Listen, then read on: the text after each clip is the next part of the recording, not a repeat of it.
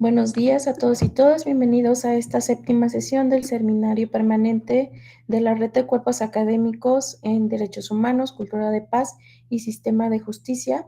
Para el día de hoy tenemos los invitados, tenemos como ponente al doctor Carlos Bustos Reyes, y que en este caso voy a dejar la moderación a cargo de la doctora Pamela Lili Fernández Reyes, no sin antes mencionar que esta sesión es organizada por el Cuerpo Académico UDG CA 107 UAN CA 107 y el Cuerpo Académico UDG CA 798, así como el Grupo de Investigación Justicia, Derechos Humanos y Construcción de Paz. Bienvenidos sean todos. Adelante, doctora Pamela. Gracias, doctora Lorena. Buenos días a todos los presentes. Pues bienvenidos a este seminario permanente de Cultura de Paz, Derechos Humanos y Sistema de Justicia.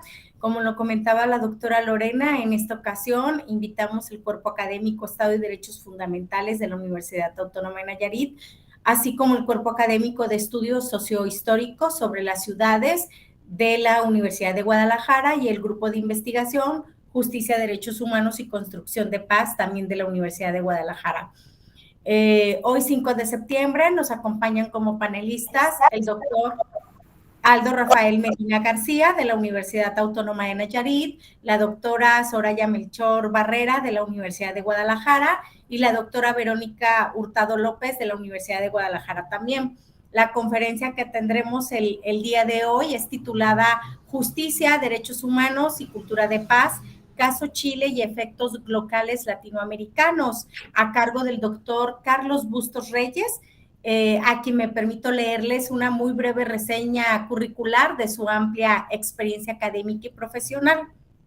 El doctor es profesor de Historia, Geografía y Educación Cívica en la Universidad Austral de Chile. Es doctor en Ciencias de la Educación, Convención Interculturalidad de la Universidad de Santiago de Chile.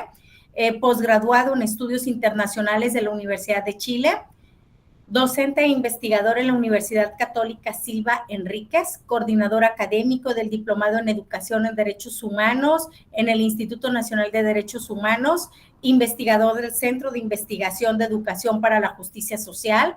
Ha realizado publicaciones en Educación en Derechos Humanos, Interculturalidad y Migraciones. Sus líneas de trabajo e investigación son formación docente, historia, memoria, educación en derechos humanos e interculturalidad. Se ha destacado en la gestión del programa de Diplomado de Educación en Derechos Humanos para profesionales de la educación en todos los niveles del sistema educativo nacional, y actualmente dirige varias investigaciones como la de formación inicial docente con enfoques interculturales y de educación en derechos humanos para comprender la práctica y resignificar los procesos formativos en carreras pedagógicas. Participa como investigador en otros proyectos de investigación y es autor de varias obras, capítulos de obras y artículos científicos de alto impacto. Sin más, bienvenido, doctor, y es un gusto tenerlo en casa. Le cedo el uso de la voz para escucharlo con su disertación. Muchas gracias. Se escucha bien, ¿verdad? Sí. Perfecto. Es un gusto saludarlos desde Chile, ¿no? De Chile, que se encuentra al otro lado de nuestro continente, al otro lado en el sur, y compartir con ustedes estas problemáticas de educación en derechos humanos, interculturalidad, en fin, de las complejidades que vive América Latina, ¿no? Y las complejidades que hemos vivido ya por siglos, y las implicancias de pensar cómo se construye, cómo se resignifica, cómo se vuelven a mirar ciertos capítulos que tienen que ver con la historia, ¿no? El objetivo o la propuesta de esta presentación es mirar de cierta manera ciertos elementos que han sido un continuo en los procesos sociohistóricos que ha vivido Chile, como un caso, como un ejemplo, como una mirada, pero que tiene que ver también con la construcción de pensamientos, de subjetividades, ¿no? Estas tensiones entre la subjetividad constituida, es decir, la que está establecida, ¿no? La que vivimos en el presente, y las constituyentes, que son las nuevas que empiezan a aparecer desde lo emergente, desde lo que está en gestación o lo que está en movimiento, que son más bien tensiones entre sectores conservadores, sectores más progresistas o avanzados, que son estas tensiones que hemos vivido en América Latina, ¿no? Voy a compartir una presentación para que podamos ver, ¿no? Puedo compartir, ¿verdad? Compartir acá. Sí, doctor. Compartir pantalla, perfecto. Ahí. Compartir con sonido, perfecto. Ahí está. A ver. Pantalla completa. Ya, ahí.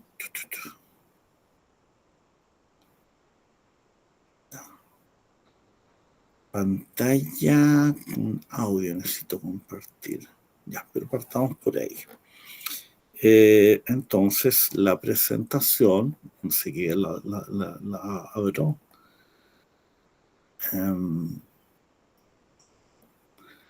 Ahí se está viendo, ¿verdad? La presentación. Sí, doctor. Sí, doctor. Sí se ve. Perfecto. Entonces, lo que vamos a tratar nosotros es esencialmente un tema que dice relación con lo que se me pidió, es decir, cultura de paz, derechos humanos y sistema de justicia, tensiones, complejidad y posibilidades de transformación social en el caso de Chile.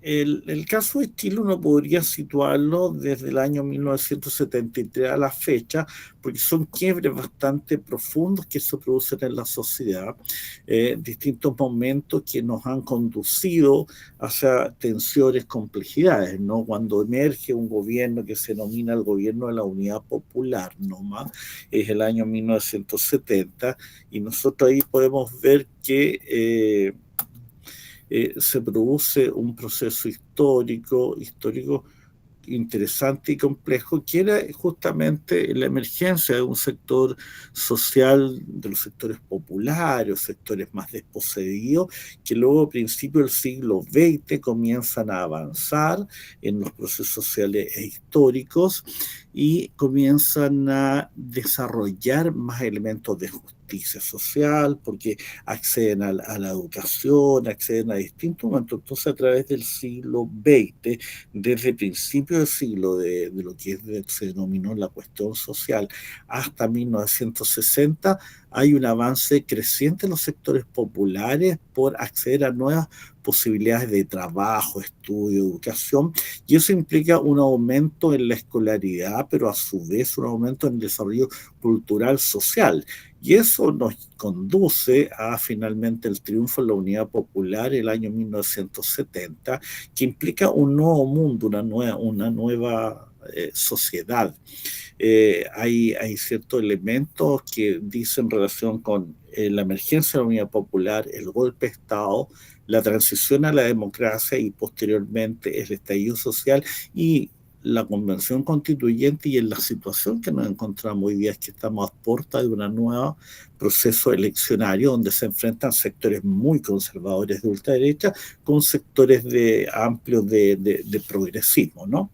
Entonces, en este proceso, a principios de los años 70, hay una tensión internacional, lo local tiene que ver con ello, y esta tensión mundial es de Guerra Fría, ¿no? Entre lo que era la Unión de Repúblicas Socialistas Soviéticas y su esfera de influencia, y los Estados Unidos, que por el otro lado disputaba a zonas y territorios de poder. Y en este sentido, una vez que se instala el gobierno de la Unidad Popular, que es un gobierno que tiene por objetivo mejorar las condiciones de vida de la población a través del bienestar social, es decir, de cierta manera es una revolución socialista en democracia y con votos, y a través del voto popular. No obstante que pasado el tiempo, más que revolución socialista, el desarrollo del Estado y la profundización del Estado de bienestar, ¿no? Que venía de la políticas keynesianas. Entonces, en este proceso se instala la Unidad Popular, aparece ahí, ustedes ven algunos elementos, y podemos escuchar brevemente algo que era del periodo, ¿no? Me permite un poquitito, a ver si podemos escuchar esto. Ustedes me dicen si se está escuchando, ¿ya?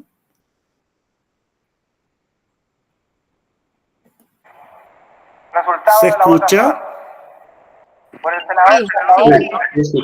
153 votos. Por el señor Jorge Alessandri, 35 votos. Con motivo de la votación producida, el Congreso Pleno proclama presidente de la República al ciudadano Salvador Allende Gómez. Se levanta la sesión.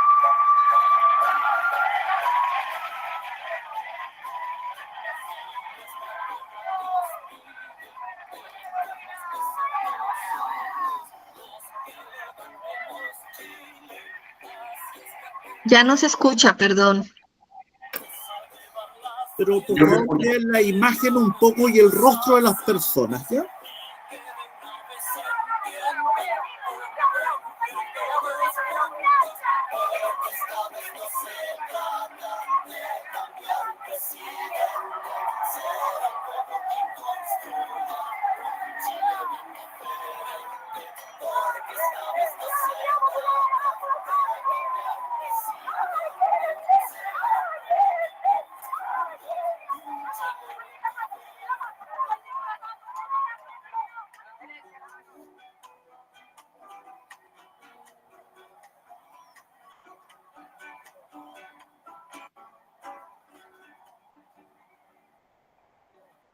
Para hacer esta muralla,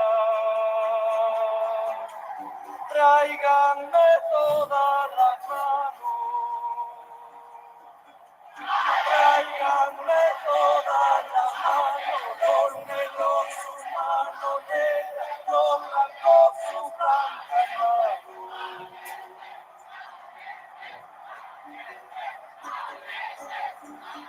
Una muralla que vaya entre las playas del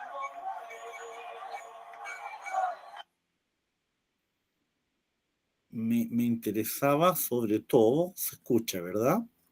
Que pudiéramos ver las características de las personas, cómo emerge el gobierno de la Unidad Popular con estos significantes, el cobre chileno, a trabajar, la felicidad de Chile comienza por los niños, la historia es nuestra, que tiene que ver con un proceso de transformación social extremadamente profundo desde el punto de vista del bienestar social, pero que a su vez implica una tensión entre sectores políticos que tienen aportes internacionales a sus lógicas y a sus racionalidades, y que eso también a su vez lleva a un conflicto y finalmente a una crisis que lleva a un proceso de manejo comunicacional en el cual empieza a desprestigiarse un gobierno, empieza a desprestigiarse un proceso social con ciertos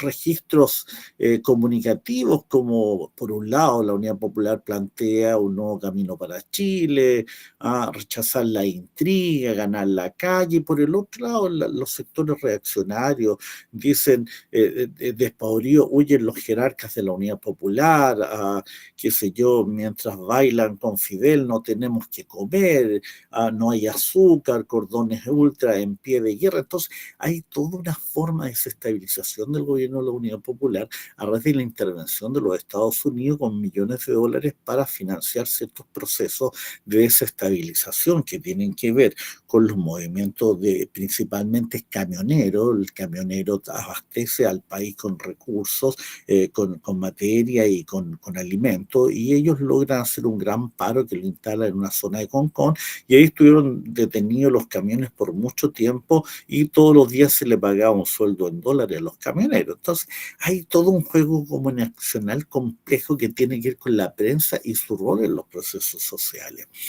Posteriormente viene el golpe de Estado, ¿no? Y el golpe de Estado implica un proceso de disolución del Congreso, de constitución de una junta cívico-militar, y eso implica a su vez, obviamente, una crisis fuerte. 2.500 detenidos desaparecidos, se abre una serie de campos de concentración, ¿no? Como es el campo de concentración de Villa Grimaldi, el campo de concentración de Estadio Nacional, de Chacabuco y de muchas otras islas donde fueron relegados cientos y miles de chilenos que eran partidarios de la Unión Popular, y fue todo un proceso de represión muy brutal y fuerte desde principios, desde el año 73 hasta los años 80 y posteriormente antes del término de la dictadura. Este proceso de represión muy fuerte implicó una dificultad para poder rearticular los movimientos sociales, ¿no? Y junto con ello la dictadura a su vez hace un proceso de transformación bastante fuerte. Transforma el sistema de salud y crea la salud privada. Transforma el sistema educacional al privatizar algunos ámbitos educacionales y desmunicipalizar la educación. La saca del Estado y la lleva a los municipios y se crea la educación particular subvencionada. Es decir, buscaba esencialmente fortalecer lo privado en la educación y en la salud, y termina con el régimen previsional y cambia el régimen previsional, que era de aseguramiento por parte del Estado, empleados públicos, empleados obreros, etcétera, lo transforma en AFP, que son asociaciones de fondos de pensiones que lo administran esencialmente grupos económicos y que ganan dinero a partir de administrar los recursos de los trabajadores. Y eso lleva a tener unos salarios muy bajo cuando uno termina de trabajar o jubila, más bien. Esos procesos de transformación son altamente complejos, son procesos de transformación estructural junto con la constitución que ellos establecen en el año 1980, ¿no? Una constitución autoritaria, generada bajo la dictadura militar, y la cual principalmente tiene un hecho propio, que es autoritaria y que no fue producida, generada en un proceso eleccionario, sino más bien fue instalada por un grupo. Posteriormente viene, a partir de los años 80, un proceso de transformación y lucha.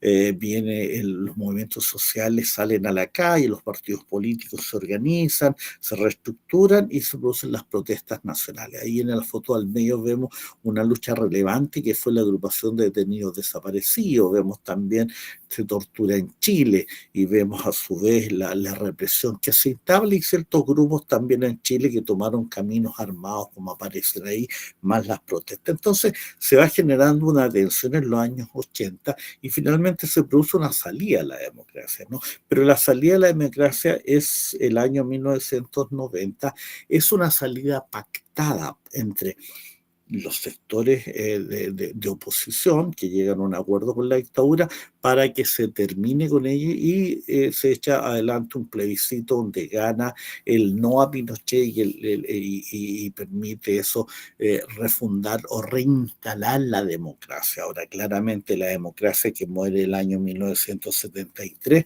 no es la misma que persevera o que sigue el año 1990, porque sale bajo lo que es una estructura jurídica, una resolución del poder jurídico en una constitución que es de carácter autoritario y que favorece esencialmente un modelo económico neoliberal, ¿no? Y esos son elementos bastante particulares. Entonces, aquí nos vemos con una tensión porque vienen los gobiernos de los distintos partidos de la concertación por la democracia que van tomando el poder en distintos momentos y van mejorando las condiciones de vida, disminuyendo los niveles de pobreza, pero bajo una constitución que genera una complicación, dada que es de carácter autoritaria y no permite, por ejemplo, que el Estado pueda crear industria o invertir en procesos productivos, sino a través de una ley de quórum calificado de 3/4, y es muy complejo de tomarla. Entonces, esta crisis, este proceso que se produce, este retorno a la democracia, quizás es una primera característica en los años 90, cuando a su vez cae el muro de Berlín en 1989 y se produce una caída de los socialismos reales y a su vez una racionalidad del sector que dice, mire, el camino más adecuado parece que es el desarrollo del sistema capitalista que está en vigencia y con una profundización en el ámbito del neoliberalismo. Recuerden que el neoliberalismo viene de los planteamientos hechos por Milton Friedman y otros de Estados Unidos a partir de los años 90. Este proceso genera una situación bastante compleja porque a su vez se produce, pasado el tiempo y los distintos gobiernos democráticos, se produce una complejidad grande y la complejidad tiene que ver que se produce un estallido social. ¿Por qué? Porque las condiciones de vida son precarias aún en Chile, pese a que se han mejorado las condiciones de los gobiernos progresistas. Hay un problema en la salud, hay un problema en distintos ámbitos de la sociedad. Entonces las personas afectadas por la situación económica hacia el año 1919 y por las características en que se envuelve un gobierno principalmente conservador de derecha, irrumpen las calles y produce un estallido social. Ese estallido social, después de haber vivido la experiencia de una violación sistemática de derechos humanos, implica un nuevo conflicto que emerge, pero emerge en parte porque los procesos de aprendizaje del periodo de dictadura en la sociedad, los cursos que se desarrollan de derechos humanos en las distintas instituciones militares son esencialmente academicistas y las instituciones militares de carabineros, investigaciones, no producen nuevas miradas respecto de su forma de relacionarse con la sociedad, sino que también mantienen ciertas lógicas que tienen que ver con policías militarizadas. Esto lleva a que en el estallido social se produzca una fuerte represión nuevamente y se produzca una tensión muy fuerte entre trabajadores y los demás. Aquí me gustaría, si es posible, compartir nuevamente un video muy breve para que ustedes vean las fotografías, las imágenes, las personas, cómo están mirándose, qué están haciendo. Es decir, luego de haber vivido una experiencia dictatorial bastante fuerte, con mucha represión, con una cantidad de muertos y asesinados bastante grande, nos encontramos nuevamente después de haber vivido 29 años de retorno a la democracia con una crisis muy fuerte. Y eso uno diría, bueno, ¿qué pasó con el aprendizaje social? Claramente hay una constitución autoritaria, pero a su vez algo pasó en la calle. Entonces yo les pido, me dicen si se escucha o no, y si no se escucha, bueno, ver la imagen ya es interesante, porque estamos hablando del año 2019 en la Plaza de la Dignidad, que se denominó, que era la plaza la plaza, perdón, la plaza Italia. A ver, vamos a ver aquí.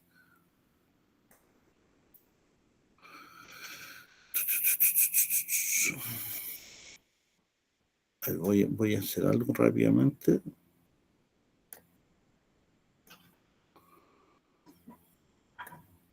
Un momentito, por favor.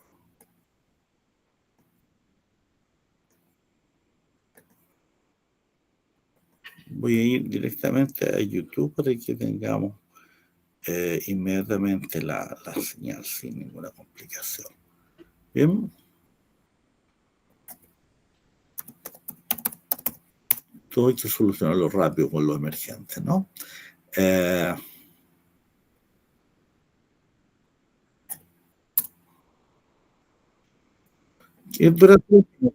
escucha, ¿verdad?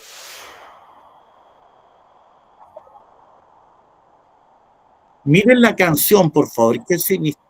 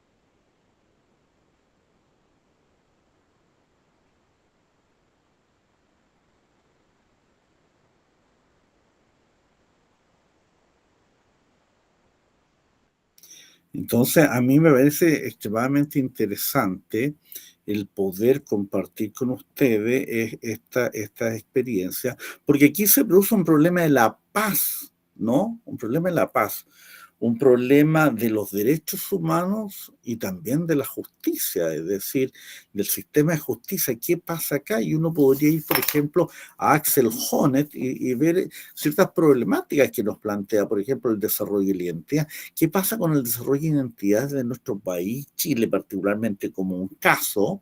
¿Y qué pasa con ello en términos de las personas que las vemos en el año 70 desfilando y marchando por las calles, reivindicando justicia social? Después los vemos en un periodo de represión bastante fuerte y cruenta. Después emerge la democracia nuevamente, se produce un proceso de educación en derechos humanos, pero que no logra llegar a las instituciones, y finalmente se produce el estallido social. Y ahí viene un tema metodológico didáctico respecto de la enseñanza de los derechos humanos, que hay que considerar y que lo voy a plantear hacia el final.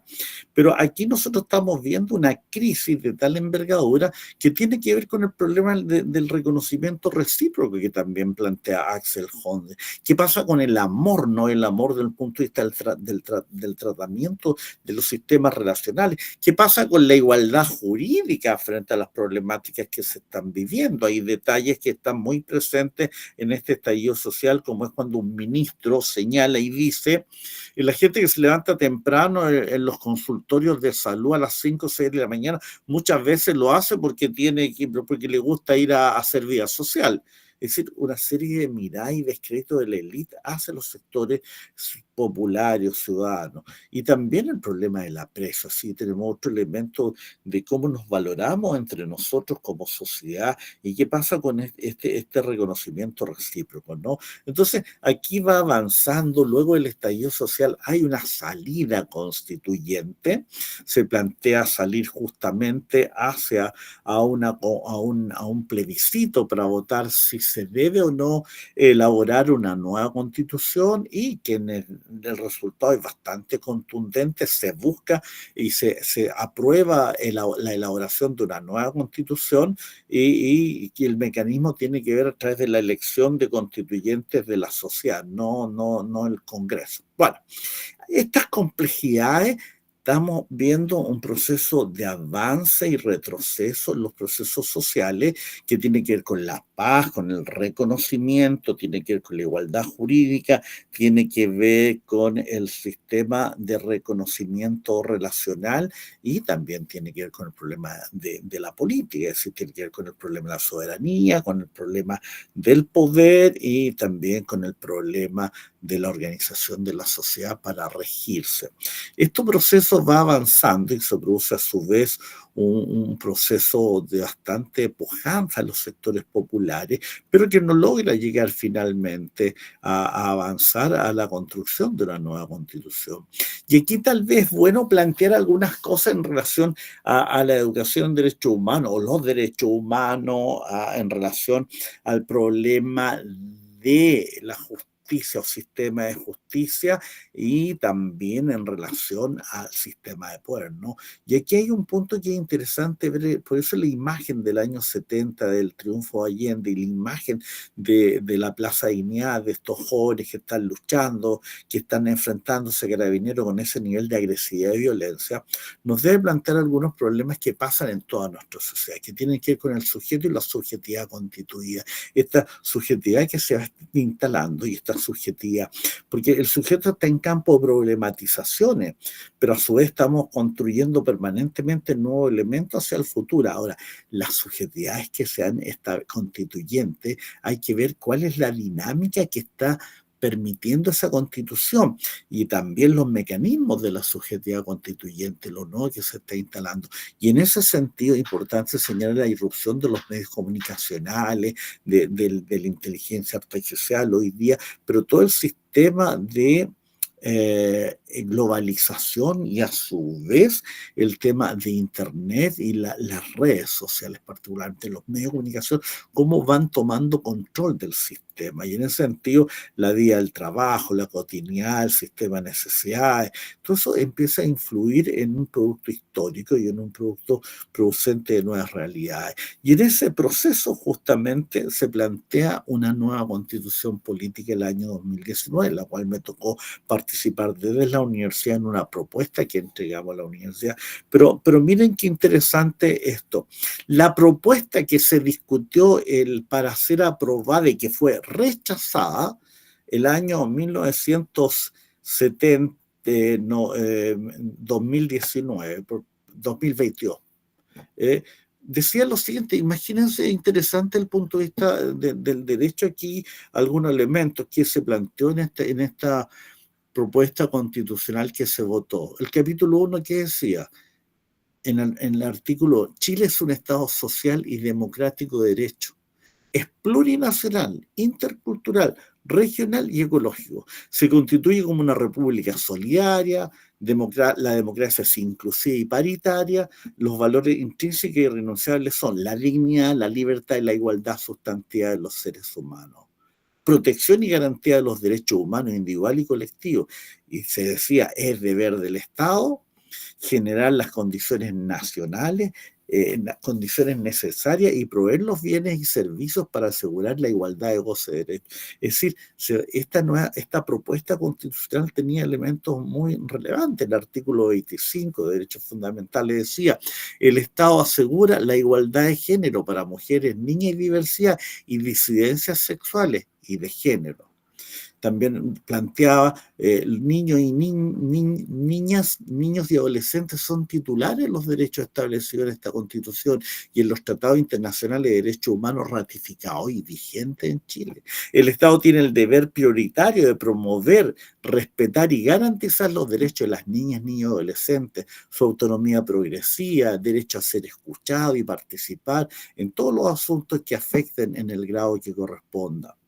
También señalaba que los pueblos, el artículo 34, los pueblos y naciones indígenas y sus integrantes en virtud de su libre determinación tienen derecho al ejercicio colectivos e individuales de los pueblos originarios o pueblos indígenas y a la autonomía en autogobierno, propia cultura, identidad, cosmovisión, patrimonio, lengua, reconocimiento, protección de sus tierras, territorio y recursos, cooperación e integración. Entonces, la propuesta constitucional era muy transformadora, pero ahí hubo un problema que se los debo plantear. Se fue a la lucha por la reorganización del poder a través de una nueva constitución sin haber dado una batalla cultural. Es decir, a partir de la instalación de la dictadura militar, que es una dictadura, que es una revolución triunfante porque logra cambiar ciertas subjetividades de la sociedad, y nosotros debemos ir a la lucha por transformar la realidad cultural de la nación que se encuentra tomada. Entonces, bien interesante que ustedes vean estas problematizaciones y voy aproximándose al cierre. Y también acá ver, por ejemplo, el tema de las noticias falsas que tiene que ver con los nuevos mecanismos que se están generando de control social o de uso. Esto se ocurrió en Estados Unidos, ocurrió en Brasil y también está ocurriendo en Chile. Mire, esto ocurrió en la Convención Constituyente y se hizo el estudio sobre noticias falsas. Y hace 2 días atrás salió el director del Canal 13 que pertenece al dueño de unos empresarios más ricos de este país, un señor Patricio Góngora que hacía noticias falsas a cargo de los bots y todo un sistema para desprestigiar a los adversarios que son de ultraderecha. Entonces, aquí hay un problema que debemos preguntarnos, es decir, ¿cómo reconocer la realidad que nos envuelve? ¿Qué herramientas requerimos para tener una comprensión de aquello que se instala en la realidad? ¿Qué construcciones teóricas han colonizado mi pensar que me hacen ver la realidad desde un punto de vista? Esta relación dialéctica entre sujeto, realidad, apropiación, lógica de razonamiento cuando vemos el tema de los derechos humanos, del sistema de justicia, y también aquí hay una propuesta, es decir, piensen ustedes que para trabajar en la educación en derechos humanos deberíamos considerar ciertos elementos, la persona o el sujeto, el camino que hace para transformar una subjetividad que es de pasado, el lenguaje y las acciones comunicativas que usamos permanentemente, nuestra historia, nuestra memoria, nuestros diálogos, los espacios de ruptura epistémica que necesitamos para remirar las realidades que estamos viviendo en Chile y en América Latina, no el develar y develarnos, el buscar nuevos proyectos de intervención de futuro, y eso es altamente complejo porque implica la necesidad de buscar procesos transformativos. Entonces, yo creo que es muy relevante, tratar de cambiar y transformar la realidad y poder transformar su forma, su estilo, sus características. Esa es una situación que tenemos dada en América Latina, esa es una situación de los derechos humanos, del sistema de justicia, ¿no? Del diálogo y de la conversación, y es importante que consideremos esa realidad que vivimos. Es decir, hago una síntesis, un proceso histórico, un quiebre, una nueva constitución, un retorno a la democracia, una democracia bajo un modelo socioeconómico-cultural bastante agresivo, que es el neoliberalismo, el avance en los procesos democráticos, la no solución de los problemas en la sociedad, que implica un problema de igualdad jurídica y un problema de justicia, y eso lleva a un nuevo estallido social y se vuelven a producir violaciones sistemáticas de derechos humanos establecida por las distintas instancias internacionales, y se plantea una nueva constitución que es rechazada por la sociedad. Pero ahí el rechazo tiene que ver en la profundización cultural de la batalla en contra de los sectores conservadores. ¿Por qué? Porque hay una élite que tiene un control del sistema comunicacional a través de votos, a través de las redes, etc.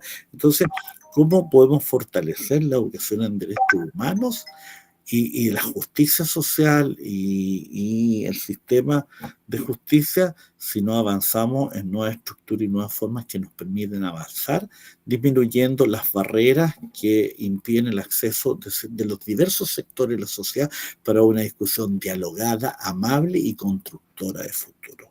Eso sería mi presentación. Gracias.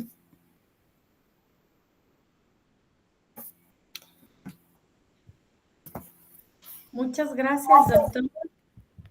Sin duda alguna, el poner al centro pues la articulación de la justicia, los derechos humanos y la cultura de paz como pilares para enfrentar realidades históricas y políticas muy complejas, como lo es en el caso de Chile, y especialmente pues este tránsito desde la dictadura hasta la democracia. Sin duda alguna, el caso de Chile que usted nos ha pues en este caso mostrado, pues muestra cómo la memoria, la verdad y la justicia son condiciones necesarias para una reconciliación social de construcción de cultura de paz. Y bueno, pues cada país sin duda alguna tendrá sus propias heridas de violencia política, de desigualdad y exclusión, pero lo que sí está claro que sin justicia no hay paz y sin derechos humanos la cultura democrática pierde sentido.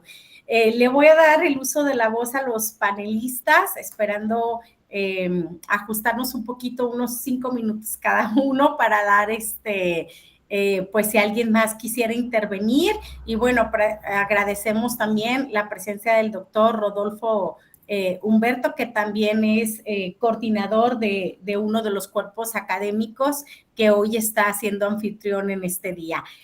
Pues bien, le doy el uso de la voz a la doctora Verónica Hurtado. Adelante, doctora. Muchas gracias, agradezco mucho y pido una disculpa por el espacio hoy para departir con todos. Nos encontramos en el Congreso Internacional de Derechos Humanos y Derecho Internacional Humanitario y me escapé poquito acá para poder participar con todos ustedes.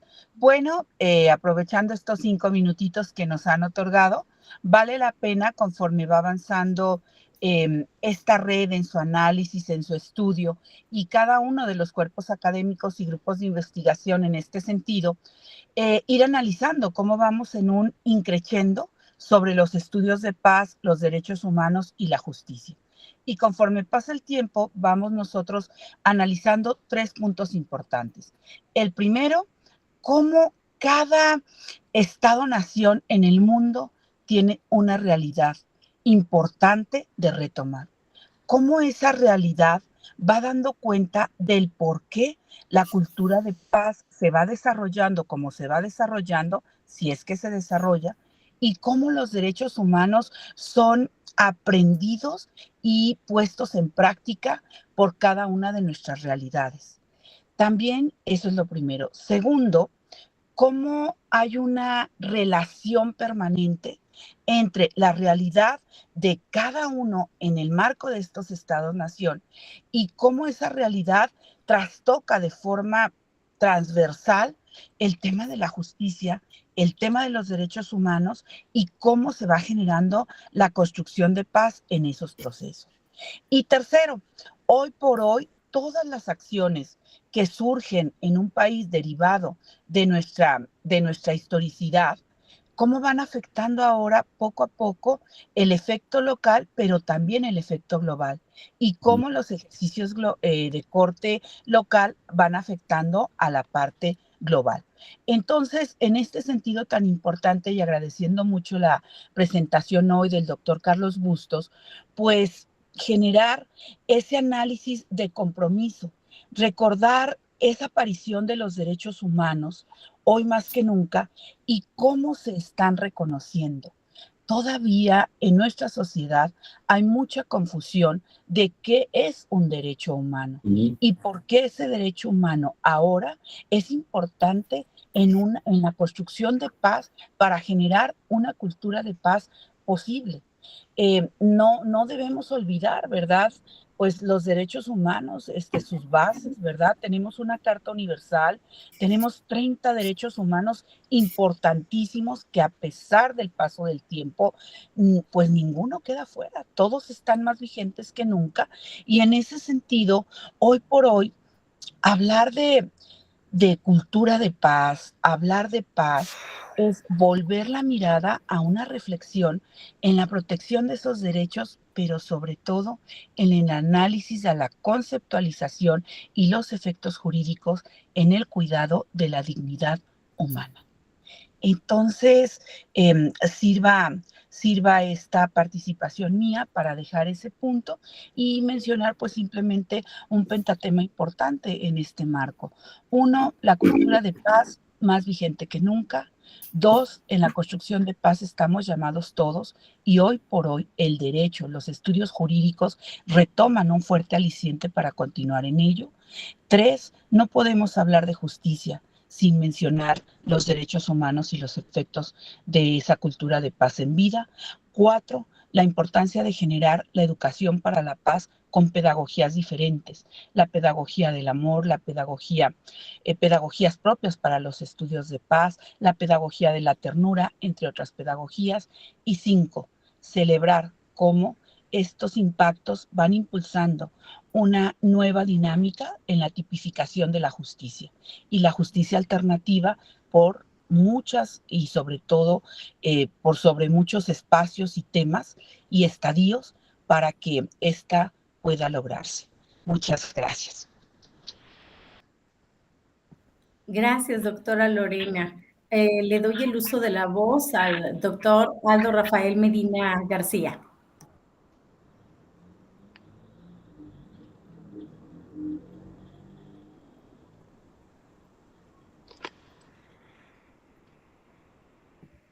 Doctor Aldo, ¿sí se encuentra con nosotros? Sí lo vi hace rato, seguramente tuvo alguna complicación. ¿Sí me escucha? Sí, ahora sí. Bueno, al principio decía, pues agradecer la participación del doctor Carlos, sumamente interesante y esclarecedora. Bueno, más que hacer, digamos, una participación particular, realmente me generó muchas inquietudes, digamos, su presentación, sobre todo del punto de vista como cuando exponía, pues pensaba cuál es el caso mexicano, porque evidentemente pues nos planteó cuáles son algunos elementos del caso chileno.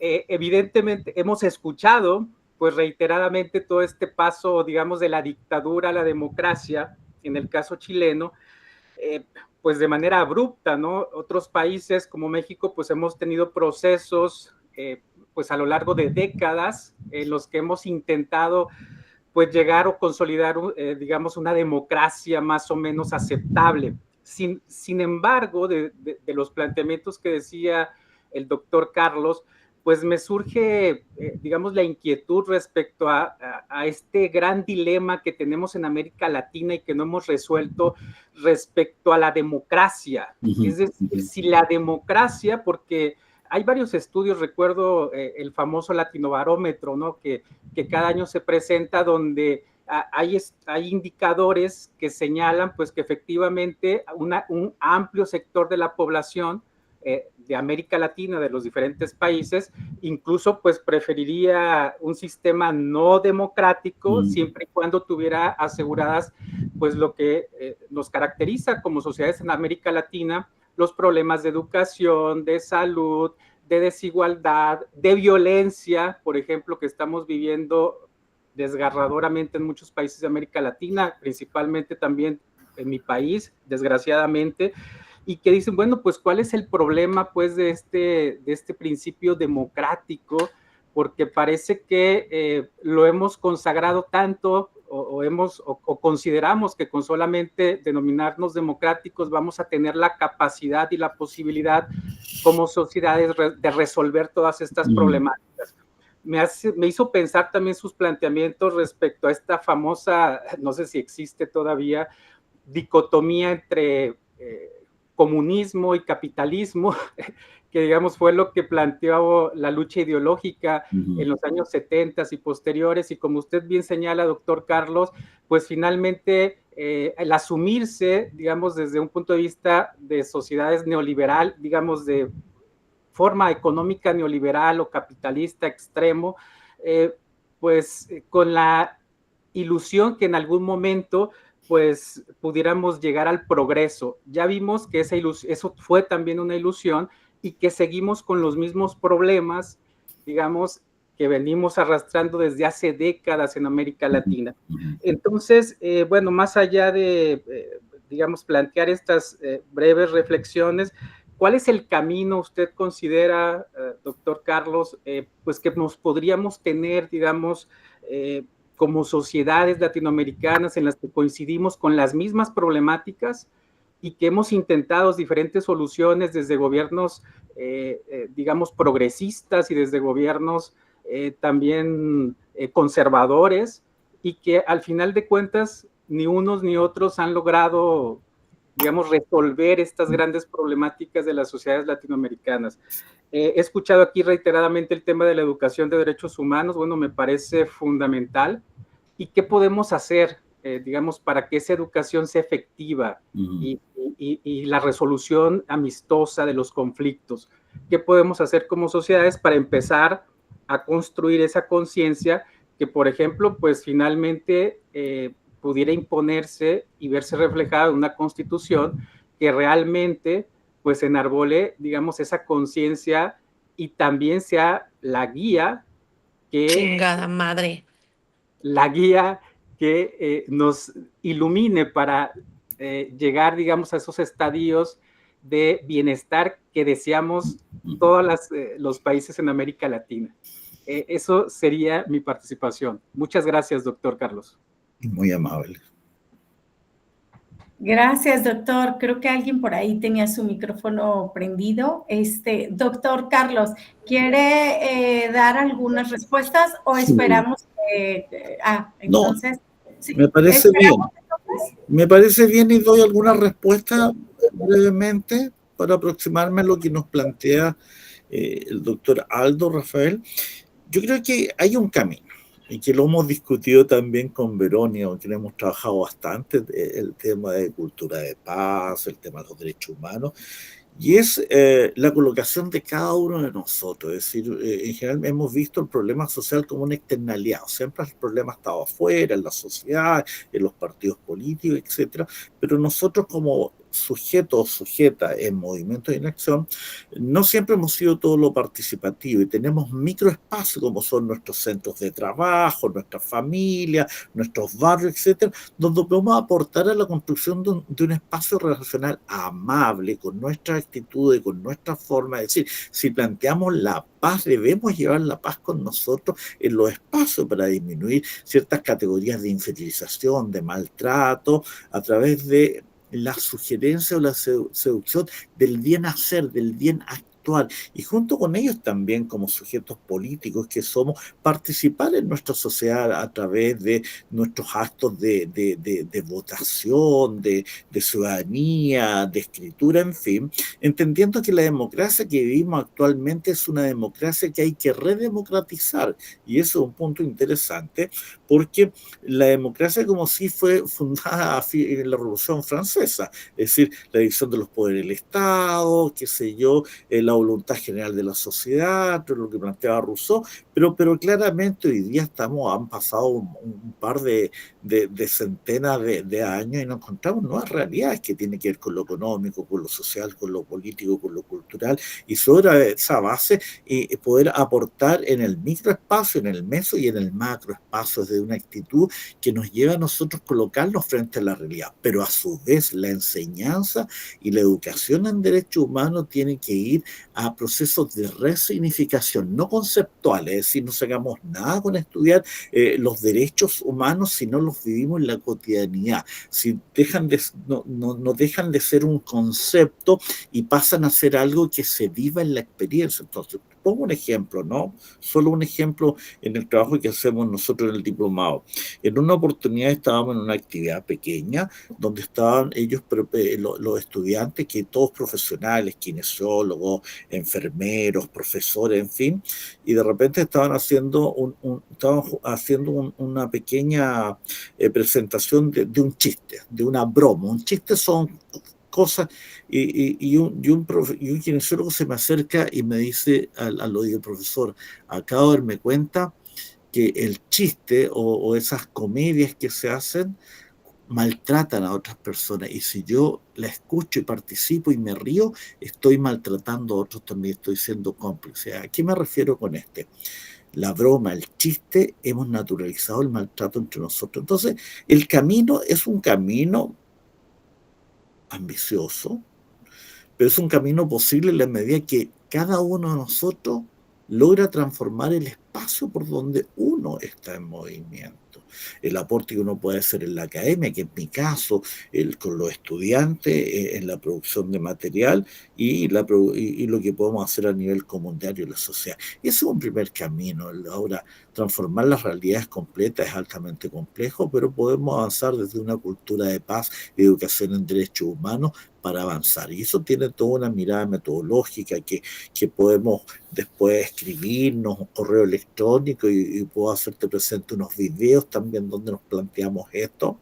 Acabamos de sacar un material de autoformación en educación en derechos humanos e intercultural. Así que creo que un camino y una esperanza que hay que construirla permanentemente, en periodos complejos.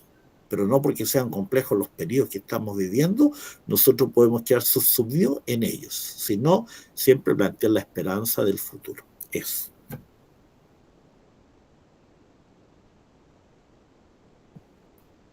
Gracias, doctor. Bueno, vamos a escuchar ahora a la doctora Soraya Melchor Barrera. Adelante, doctora. Buenos días. Muchas gracias a los organizadores de esta sesión. También gracias al doctor Carlos por compartirnos su experiencia del caso chileno. Sin duda hay semejanzas en todos los países latinoamericanos acerca de cómo el neoliberalismo se viene a incorporar a las dinámicas, no nada más económicas, sino sociales.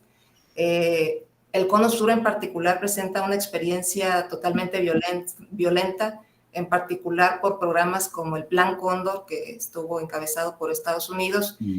Eso, además de hablarnos de una violencia interna, pues también de una intromisión extranjera, ¿no?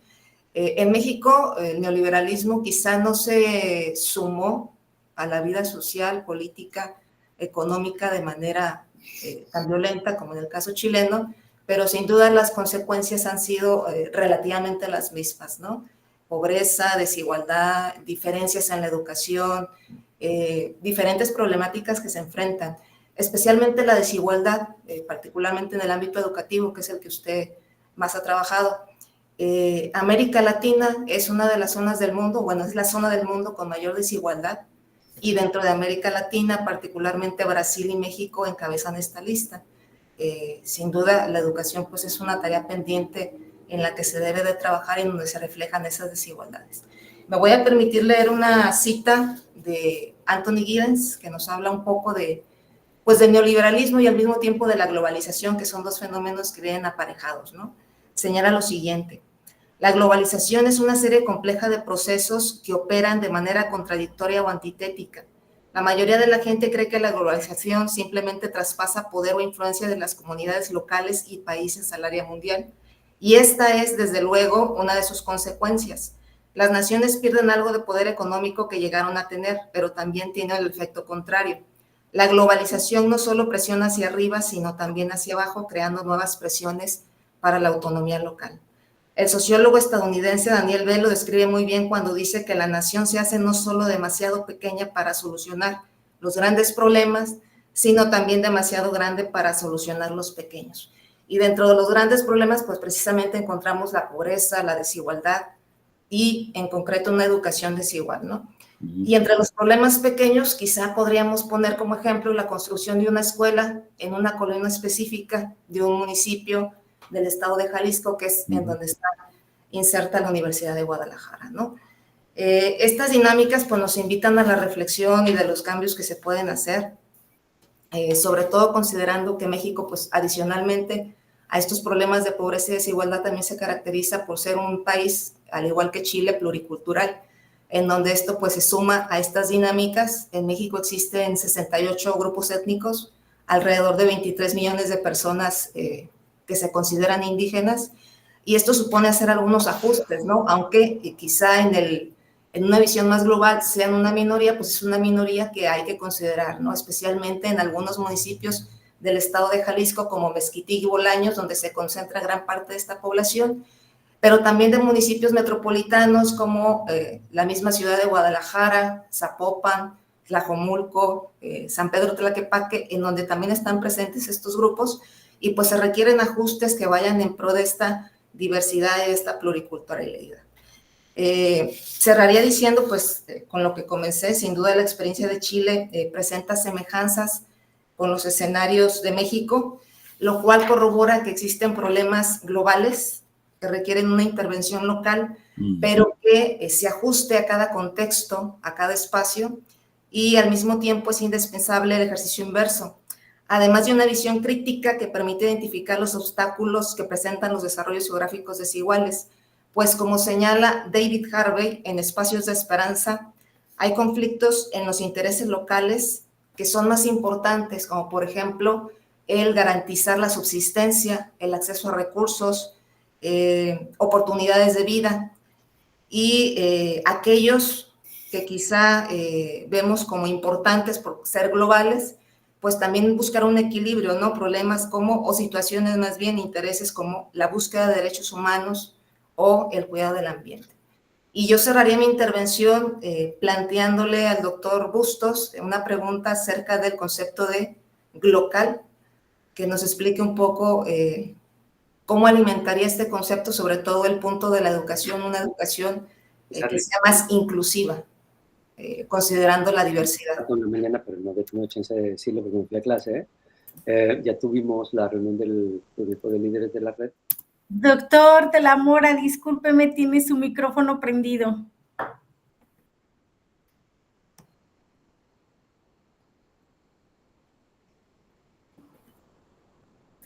Doctora Soraya. Yo ya terminé mi intervención, de hecho la cerré con la pregunta acerca del concepto de lo local, cómo enlazamos la solución a esas problemáticas globales desde los contextos locales, ¿no? Especialmente en la educación. Bueno, Pamela, voy a brevemente señalar que hay una relación bastante dialéctica, pero que no siempre podemos mirarla, entre lo que es el desarrollo local y el desarrollo global, ¿no? Entre lo local, en fin, ese puente que hay que establecer permanentemente está instalado por algunas complejidades que tienen que ver con la misma política, ¿no? Hay que considerar que la política tiene tres componentes fundamentales, como son el derecho, el poder y la soberanía, ¿no? Entonces, la forma en que podemos participar en la sociedad desde lo local hacia lo global es relevante en términos de podernos comunicar, pero para podernos comunicar necesitamos ciertos medios que nos permitan llevar adelante nuestras propuestas e ideas. Por ejemplo, en el ámbito de la educación universitaria y en la educación en general podemos ver, sobre todo en la educación universitaria, podemos ver que nosotros podemos publicar, podemos establecer redes, en fin. Pero ¿qué pasa con lo local? Yo particularmente estoy trabajando en un proyecto de radio, que es Radio Santa Isabel, donde hacemos programas todas las semanas en torno a problemas sobre educación y educación en derechos humanos. Entonces, el cómo activamente nosotros esas grabaciones las enviamos a una organización de redes comunitarias que son 500 redes del país. Entonces, es una forma de vincular lo particular, lo específico con lo global a nivel del sistema nacional. ¿Te fijas? Pero esta es una experiencia en la cual nos estamos retroalimentando nosotros desde la experiencia en Chile, en México, en Colombia y en otras latitudes. Entonces, esta relación de poder potenciarnos tiene que ver con el ámbito educativo también, porque la pregunta sería, ¿cómo estamos formando en la educación superior a los nuevos profesionales que van a ir a participar en el mundo? ¿Cuáles son los valores que van llevando desde nuestras instituciones de educación superior? ¿Cuáles son los valores que se van afirmando desde la educación primaria, secundaria, etcétera? Entonces, hay un trabajo valórico fuerte, más aún cuando nosotros vemos que hay una erupción bastante grande de los medios de comunicación de masa y de las redes, si estamos hablando de TikTok y otros elementos que muchas veces desvían el saber a ciertas figuraciones que son de orden exhibicionista. Entonces hay una tensión bastante fuerte. Entonces, ¿cómo avanzar desde lo local a lo global? ¿Cómo recuperar la experiencia de los territorios? Es primero estando en los territorios, estando en el contexto, revalorando el contexto, revalorando la territorialidad a la cual nosotros pertenecemos y también revalorando el tema del medio ambiente, porque nuestra forma de vida muy alejada de la madre tierra o de la Ñuque Mapu, de la Pachamama, implica también un dejar de mirar el territorio para mirar lo abstracto material solamente. Entonces, nosotros en el buen vivir implica el abrazarnos y abrazarnos también desde el amor, desde el cariño, desde la pedagogía de la bondad, desde la pedagogía de la construcción, desde la pedagogía de la potenciación, sobre todo en un tiempo en donde la subjetividad neoliberal nos ha llevado a una mercantilización de la subjetividad. Es decir, nuestros pensamientos están muy relacionados con la compra y la venta, por lógica de homogeneización cultural. Entonces, hacer ruptura desde lo local implica el fortalecer los espacios de conversación, lo comunitario, a través de una radio, a través de un escrito, a través de cápsulas audiovisuales que ven los estudiantes, y eso implica participar en escuelas, participar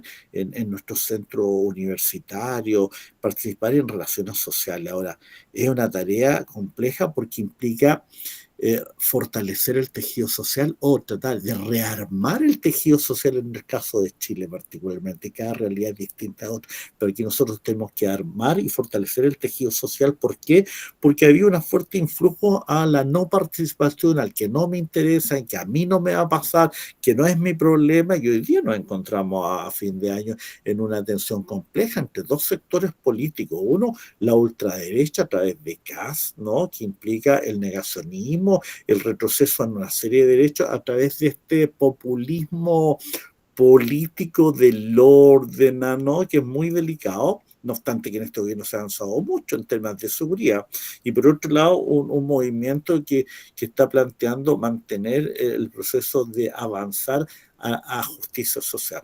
Tensiones que están en la realidad Pero ¿cuál es el problema? El neoliberalismo ha bajado el nivel de la calidad educativa en distintos estados y particularmente en Chile, y eso implica una disminución en el pensamiento crítico, pero no cualquier pensamiento crítico. Hablo del pensamiento crítico sociohistórico que pone en centro en la persona y en el sujeto que se pone en movimiento. Es decir, hay distintos caminos y esa es una forma de recuperar el contexto, el territorio y darlo a conocer para enriquecernos de otras experiencias bajo una lógica de reciprocidad, no de unos superiores a otros, mejores que otros. La reciprocidad puede permitir el mirarnos siempre como otros legítimos otros y como un reconocimiento permanente del valor de construir con los otros la experiencia de la vida. Gracias. Pues ya sé que vamos contra reloj, pero no sé si alguien más quisiera hacer alguna pregunta para el doctor Carlos Bustos.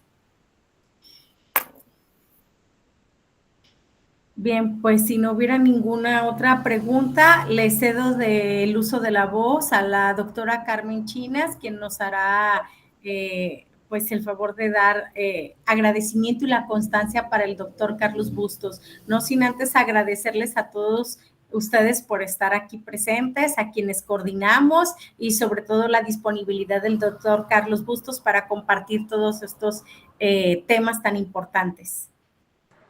Muchas gracias, doctora Pamela. Pues así cerramos una sesión del Seminario Permanente en Cultura de Paz, Derechos Humanos y Sistema de Justicia, de la red de cuerpos académicos que integramos pues de esta manera horizontal y colaborativa. Esta valiosa conferencia del doctor Carlos Bustos Reyes sobre justicia, derechos humanos y cultura de paz en el caso de Chile y los efectos locales latinoamericanos y todos estos saberes compartidos en temas de memoria, justicia, derechos humanos, que son justo uno de los ejes claves de este seminario.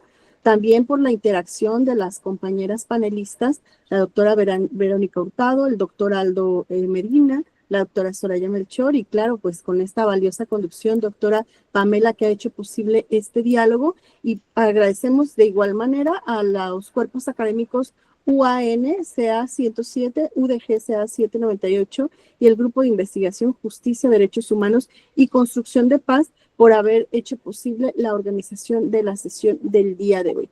Me voy a permitir entonces compartir pues esta constancia digital que hacemos en el seminario para poder agradecer a nuestro ponente el día de hoy y dice lo siguiente, que se le hará llegar de manera oportuna.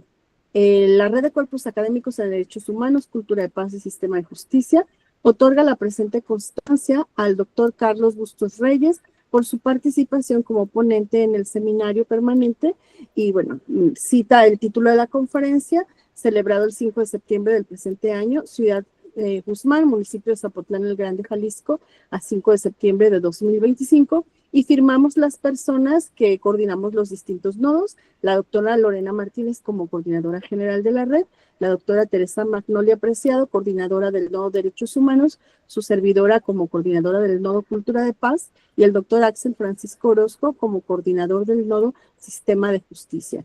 Pues con esto yo también reitero el agradecimiento a todos quienes pudieron conectarse y pues cerramos esta transmisión estando pendientes de la siguiente que ya se acerca a nuestro simposio de cierre, que será justo en Colima y pues que se desarrollará en el siguiente mes de octubre. Muchas gracias a todas y todos, que tengan un excelente día y un buen fin de semana.